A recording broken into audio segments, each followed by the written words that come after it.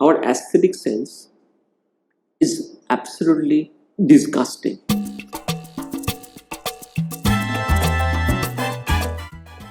I read that you have done your product design after architecture. Yeah, industrial design. Industrial design. Yeah.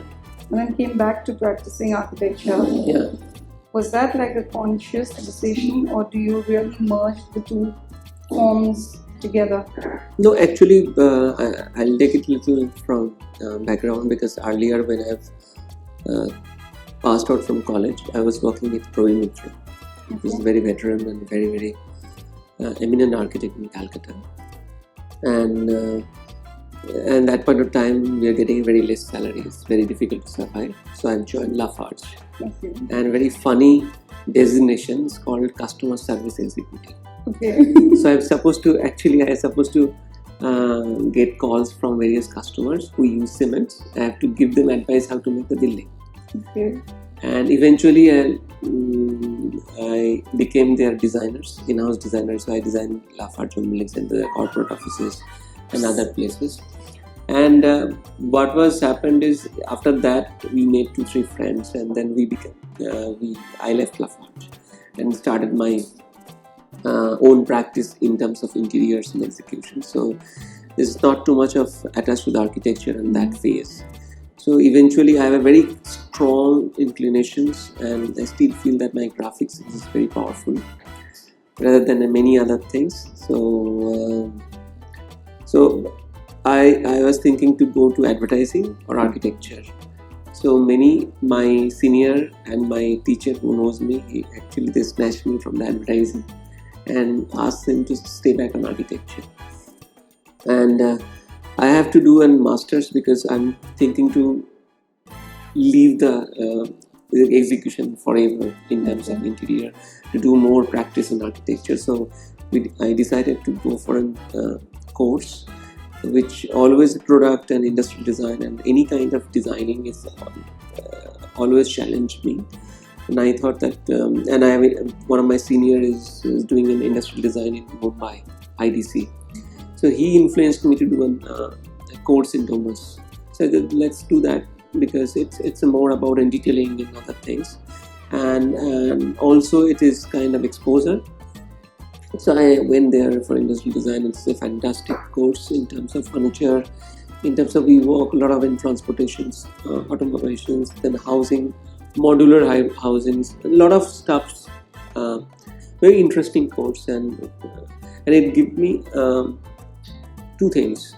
One is an immense confidence that an exposure, which is we need to get into the practice, because we feel that you should be some kind of age rather than others before entering into the practice, which is purely an architectural practice. And I always believe as a holistic design approach, because when we design architecture, interior design, we design everything, almost everything. Yeah. And that course gave me a lot of confidence and an ability to design much more in details. Okay. From micro level to macro level. Okay. Is that one of the reasons why I see, or I've noticed in your work, is there's a lot of experimentation on materials, new kinds of materials. True. The look itself, I think each time is very different. Yeah. Each of your product, I would call it product, but it's a project. The final look is very different each time. Is that the background? Not necessarily, but there is a kind of influence from there. But on the same time, when we design a project, it has to be very, very contextual. Because when you have designed an IMI in Bhubaneswar, I focused on the local material and craftsmanship. But at the same time, it has to be respecting the city of Temple as well as a contemporary complex. But when we design a new town school in Calcutta, I try to figure out, because I have been assigned for a facade and the interior. And also, as an architecture, I always believe the architecture is the kind of a discovery. A discovery in layers, a discovery in material. So every project you can see, you try to discover something. Right. Either it could be very innovative in terms of materiality, or and it is completely distinctive different So there is no similarity with one project to another project, because number one, it is the meant of different people, different customer, I call it, different logic and reason, and it has to be very, very contextual. Generally, a project is commissioned by Mr. X, let's say, who is probably the developer or the institution who is actually giving you the project, but it is actually at the end of the day used by another set of human beings. How do you relate the two things together to get the product that you finally deliver? It's this kind of dilemma happens when sometimes it's like a private project, because our practice is actually mostly driven by public buildings and public intervention projects, where we need to really understand what people will be using, how the people will be using, and what should be the people mottos and what kind of segment of people will be using. So it's better we concentrate on the people who will be and what kind of spaces we are making for the people, so which is important for us. At the same time, I'll tell you just an example of Newton School, or I'm doing a school in Goa. How do you take care of the user part of it? User is for the school's user is a very, very essential, like for the children, because we studied children's psychology in terms of colors, how they behave, because we have really researched that if we create a door like 1200 by 2400, I mean it's a flash door of 1500, we try to figure out what is the weight and how many hinges you require to pull for a 3 years old boys or girls, and then maybe when somebody is 17 years or 10 years old. So the changes of hinges and hardware changes from the pre-primary section to the higher section, and that is not only an ergonomics, it's a question of cost, because I've used in most of the highest kind of hardware on the lower nursery, but I've used in basic hardwares on the senior sections, because they can hold it. Also, we try to figure out the maintenance point of view, and the children's, when you use in corridor, they can have a lot of they can still touching the wall and everything. So we try to do a lot of things in terms of color, in terms of maintenance free, they can wash it up, everything. And we created spaces where people can actually do their imagination, a lot of things. Also, I'll tell you in terms of handles, we did most of the schools handles more than 5 feet, and it started from below. Because those people who will be in 2 feet height, he cannot hold the upper level of handle. So they can handle from the lower level and push the door and come down. And also all the hinges we created in very slow motions, like door closer. Because if somebody is coming very early, they are not so conscious about if the finger is within the frame and the shutter. So we intentionally work with the hardware company that it should come very, very slowly, just gently. Even somebody's whole finger is in hand, it should not be hard. So that is a kind of detailing we go through for any kind of school projects. My class 1 to 4 is in Pathshala, so I really don't have any room. We just bring their own staffs and cloths to everyday schools, and in my 42 of classmates, only 35 passed class 10. Okay, 7 of them actually gone for class 2, and 2 of them actually do graduation. One of my friend has gone to English professor, higher studies. So that is a kind of segment I have came, and I have seen that, because today most of the primary school is surviving because of the midday meal. Okay, and because I feel the midday meal, though there will be a many scam across, because this is unbelievable concept. Because I have practiced, I have gone through my life where I've seen 80% my classmates came without having any food in the home. And I'm trying to figure out and research and how, because I'm doing so many international schools, and people don't believe, still we want hardware part and the software part. And I'm making a module of a school, a primary school, to revive in holistic way, not only in infrastructure, also the software part, like in terms of education, who will be educating them. Also the kind of equipments, kind of toys, kind of facilities to be given on the same kind of given plot. So we are doing research, we'll present to the government if, let's see what will happen. Because Indian architecture is losing their age because of the very poor education in architecture. Because there is no limit or control of architectural colleges. Every day it's growing like amoeba. We have over 400 today. 479 today, and you're producing 20,000 architects per year, 25,000 architects per year, and most of the architecture college doesn't have infrastructure, good teachers.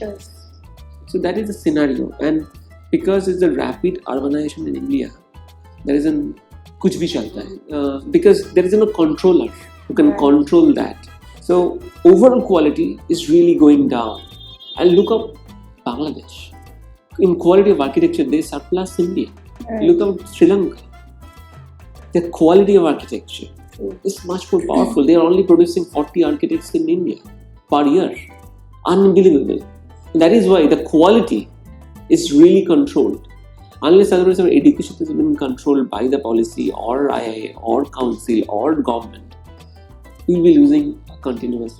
Do you see that development has been very, very slow? It's aware that this whole urban issues have taken a backseat in this part of the country? People who stays in urban, they see development in different way. People who stays in rural area, they see development in different way. I have seen both. So for my understanding, development for the poor people who doesn't have electricity, doesn't have water, doesn't have toilet, doesn't have a room for sleeping, for them it is happening. If there is a sense of security, if the road has been made, if there is a light on the road and you can walk down and the ambulance come down till that home because of the road, it is development for them. I think there will be a very, very interesting changes happening in the last 5 years, honestly. Okay. There is an extreme effort has been made here in terms of development which people feel. But the greatest trouble over here that people has not yet learned in terms of aesthetics, which is good, which is bad, which is ugly. Because we are first of all, we are not fortunate enough like in Bangladesh, who was seen Louis Khan as an icon. Right. We have not in Ahmedabad. We've seen I am Bangalore. So I am Ahmedabad. So I am thinking that we don't have an icon. We don't have iconic buildings. Our aesthetic sense is absolutely disgusting. Why? Because it has to be come through who decide for development. See, development doesn't mean painting and building. Absolutely. Development means if you painting is essential as a necessity, but painting in right way, it give you a future generation more inspirational thought. Okay, so that how you do a painting and what should be the color, it's a very important and it should take from expert. This kind of expert consultation doesn't happen here, and those are been with consultant, they don't know anything about aesthetics. And that is why you can see a lot of blue and white, the lamp without any thought process. Government is spending a lot of money and they want to really make something great, but the process is completely wrong. What according to you is responsible architecture, and do you see much of it happening today? Some of the people are doing really good, but I really strongly believe that the sustainable and architecture comes from heart. Okay, and you have to really believe on that. I really don't go by as a marketing technology called sustainable or green building, because I feel it will be some kind of an I sometimes feel these are rackets, honestly. Totally. Rackets and selling few products, certifying materials. People are making building with the waste facade full of glass, and they're trying to figure out how the glazing will, the heat will gain will be coming. They're trying to figure out how expensive double glazing can be used. Then you discuss with 3 hours, 4 hours, 4 days for U-values with HVC consultant how to reduce. This is, I think, is a completely mockery for us. I think if you really want to do a sustainable building, you have to really think about the spaces, the context, the soil, the local people, the around the city, how the people behaving, and if you can engage people with the local material. And I think the most, if you see the historical building of India, these are the most sustainable and responsible building in our country. If you can't really take learning from them, and we are just going for certifications, we are going very wrong directions. So many people say, why don't you meet vendors? Why don't you go to Milan Design Week? Why don't you buy furniture because we are doing some most exclusive client? Yeah. I believe that I learn from them. I make indigenous in India, and involved my priority is my local people. So that is why most of the project recently that I have done all involved my local mistri and people who are almost a magician in terms of craftsmen. Almost a magician. Right. If I treat them well, they will be an asset for any country. So rather than buying material from Milan, I believe if the economy of them can be more powerful and more holistic, it will be an inclusive growth. So you're a true believer of make in India. So Design in India. I don't go by Modi's jugglery words, but I always believe that if you really believe in, you can do a lot of things. And many people before Make in India, a lot of people are practicing that in art, honestly. Yeah, but personally, what I believe is these words actually push a lot of people upwards. Why not? Yeah. It's like that. It just gets you focused. Like smart cities today. Smart city. This is horrible because I've been. So there'll be a lot of panel discussion, which is a nonsense panel discussion happened to promote products generally. And unfortunately, I cannot say no to somebody. They call me through some senior architect's friends, and I have to be there. And honestly, you have to speak maybe 5 minutes. Okay. So I've been last time and being to a smart home concept, and they are producing a smart home that you don't need anything actually. Everything can be done in a mobile. So in the future they're showing that the people should be robot. You don't need to go to the window and touch your curtain to remove that to bring the air or light. Right. So everything can be done in machines. Of why you are you're not needed anymore. Why the existence, when it's challenging existence of the people, which is very, very hilarious.